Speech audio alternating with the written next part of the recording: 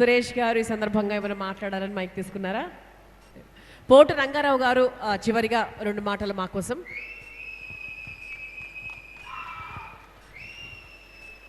Business ఇంకా గట్టిగా వేయచ్చు, పర్వాలేదు.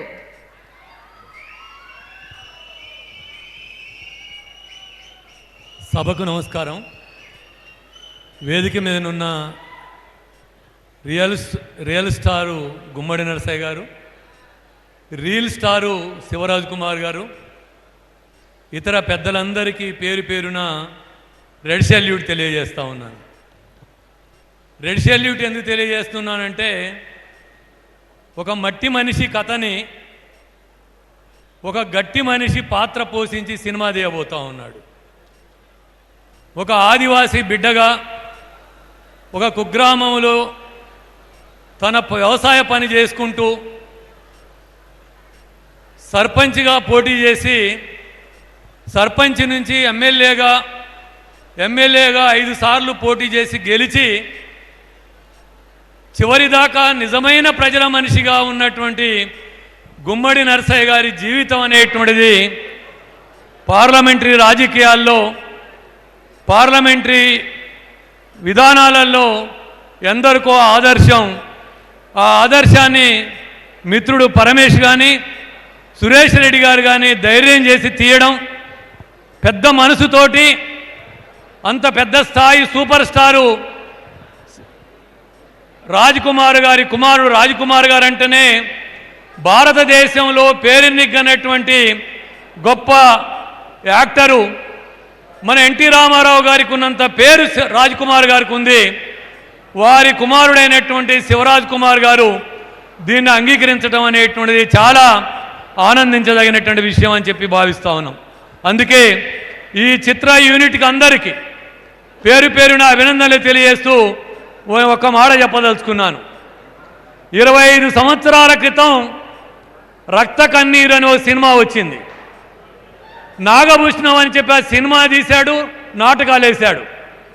ఆ సినిమాలో పచ్చి డైలాగ్ ఉంది, ఎవరు అన్యదా భావించకుండా ఉంటే చెప్పి నేను ముగిస్తాను. అందులో ఒక రాజకీయ నాయకుడు పాత్ర ఎట్లా ఉందంటే, వాడి పదవి కోసం ఆరాటపడుతూ ఉంటాడు, పదవి కోసం పోరాడుతూ ఉంటాడు, పదవి కోసం నానా గడ్డి గరుస్తూ ఉంటాడు. ఎవరో మనలాంటి మిత్రులు ఎందుకట్లా ఆరాటపడుతున్నావంటే ఆయన మాట చెప్తాడు, కట్టుకున్న పెళ్ళం ఎవడితోనన్నా లేచిపోయి వచ్చి ఎదిరింట్లో కాపురం పెట్టినా చూస్తూ బతకొచ్చు, కానీ పదవి లేకుంటే మాత్రం బతకలేను అని ఆ సినిమాలో డైలాగ్ ఉంటుంది. ఇవాళ రాజకీయం అట్లా ఉంది.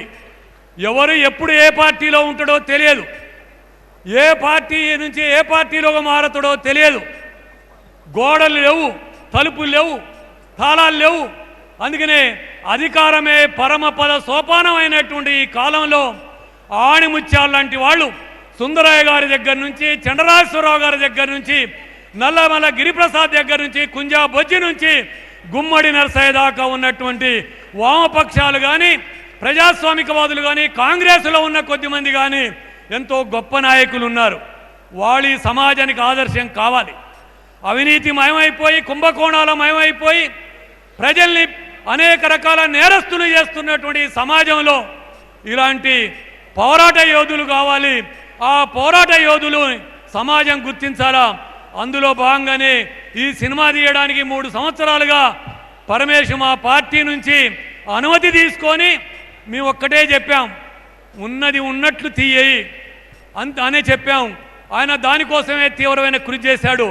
ఆ మేరకు ఈ సినిమా వాస్తవికతకి దగ్గరగా ప్రజలకు సందేశాత్మకంగా ఈ దేశంలో పార్లమెంటు రాజకీయాలు కూడా కలుషితం లేని రాజకీయాలకి నాంది పలకాలి, దానికి తోడ్పడాలని చెప్పి కోరుతూ మరొక్కసారి పెద్దలందరూ వేదిక మీద ఉన్న అందరికీ పేరు పేరున ధన్యవాదాలు తెలియజేస్తూ, ఇంతకుముందు అక్క చెప్పింది, ఇది తెలంగాణ గడ్డ.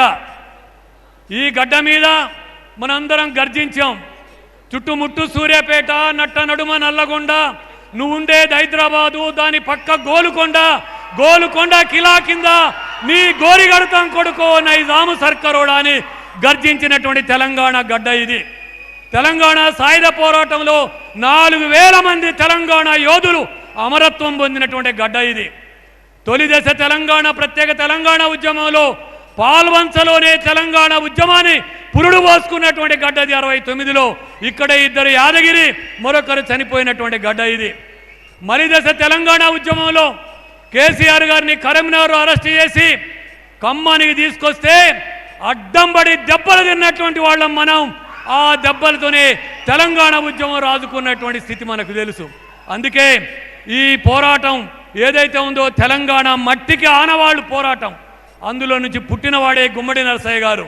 కాబట్టి ఆ పోరాటాన్ని మరింత ముందు తీసుకుపోవడానికి ఇది ఉపయోగపడాలని చెప్పి కోరుతూ పేరు పేరున ధన్యవాదాలు తెలియజేస్తూ ముగిస్తా ఉన్నాను. Thank you so much sir.